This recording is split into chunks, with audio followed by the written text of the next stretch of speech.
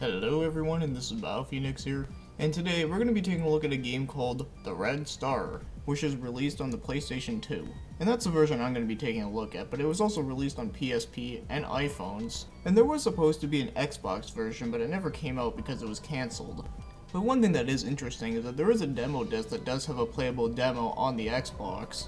And this game was originally developed by Acclaim, but as you know, they're not around anymore. In fact, they went bankrupt in the middle of this game being made. And the developer that picked up the project after they went bankrupt was Archangel Studios, and it was published by Access Games. Now, it almost sounds like I just said Access Games, you know, the ones that usually work with Arc System Works, but I'm literally talking about a company named XS Games. Just figure I'd say it slowly just in case someone misunderstood. And it was originally supposed to be released in 2004, but because of the development hell that this game went through, it ended up being released in 2007. And this game has a lot of different stuff going on within it, where it's a beat 'em up and it's also a shoot 'em up, which may sound weird, but it's actually pretty interesting how it plays out here. But I'll talk about that in a moment, so for now, let's talk about the story. Well, in case you did not know, this game was actually based after a graphic novel with the same name. Now, I never read any of the books before, but I can assure you one thing, that the books probably have a lot more story than this game, because this game barely has a story. Because the story is being told within these mission briefings, which only talks very little of things, just telling you to do this and do that sort of thing, and that's pretty much really it. But at least it does have the same characters like Makita, Gyuzo, and Maya, but you have to unlock her eventually. So it at least has some characters, but other than that, the story really isn't anything all that great. But the good news is that I think in a game like this, story really isn't the most important thing ever, so let's get moving on to the gameplay. So like I already said, it's a beat 'em up mixed with a shoot 'em up, where the beat 'em up parts you just run around and start beating the living hell out of everything, and of course you can shoot, you can also use a shield and even some special attacks, and of course there's dodging, and you can do some pretty sick combos.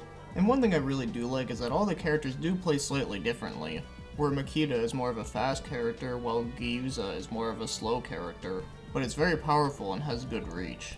Now as for the shoot 'em up segments, which is usually for boss battles for the most part, sometimes the camera angles will change, but the controls still feel the same.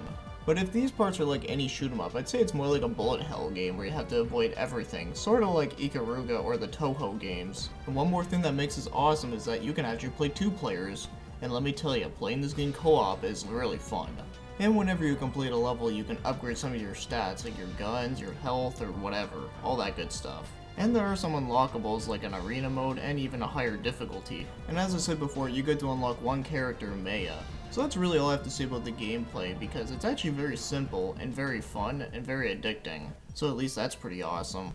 Now as for the controls, they're actually really good and easy to use. The only thing that is hard to get used to is the dodging, because you have to press the shield button while walking in a certain direction and you'll dodge, but of course, not all the time this happens, but for the most part though, it's actually all pretty easy stuff. But that's only my real complaint. As for everything else, you really shouldn't have a problem with it. It's all easy, simplistic, and just like a lot of other great beat 'em ups out there, it's pretty satisfying. Now as for the graphics, I do think they are pretty good. However, I know some people might complain that they don't look that good for a game released in 2007, but you gotta remember, this game was originally supposed to come out in 2004, but it got delayed. But I do think they are suiting to the theme of this game. I mean, not only does it look sorta like a graphic novel, but I even really like the setting, like the whole futuristic magic using Soviet Union setting. I really like that, so I really have to say the graphics are pretty cool. So I really don't have much complaints about that, but then again, I'm not a graphics whore. And as for the music, now I do think the game does suit the theme very well, and it does sound fine, but it's not really memorable. In fact, I can't even find any of the music on YouTube, which is the reason why you're listening to music from GoldenEye, because I figured I might as well add something that sorta suits this. So there's not much I can say about the music, but at least it's not terrible. It's just unfortunate I just can't find any samples for you. But if you're really that curious of listening to it, I just recommend you to go play the game, because it's fun. Now one thing I will mention is that the difficulty in this game, it actually goes from really easy to like really hard. And I think it's a great thing that they did that, especially if you're playing alone. Hell, even if you're playing with another friend, it can actually still be a tough game. So when it comes to the difficulty, I think it's actually pretty well balanced. Now, if you want to buy this game usually costs around like $10 to $15, so it's really cheap. Also, I see it pretty often. So thankfully, this game is really cheap, easy to afford, and can be pretty easy to find. And now, if I were to rate this game, I'd have to give it an 8 out of 10. This game is a hell lot of fun, and I really do like its uniqueness. It just happens to combine two things that are pretty simplistic but very satisfying, and well, it does that very well, because this game is pretty easy to pick up and play. Now I know what you're thinking, well, you know, like the whole like story thing is non-existent, and like, you know, the music isn't like the most memorable thing ever. But I think those are just small touches that do make a game great, but of course not the most important part of why you play a game. But yes, the most important part being the gameplay is fucking fun. Now I know I say that a lot, but it really is just a simple game that is fun.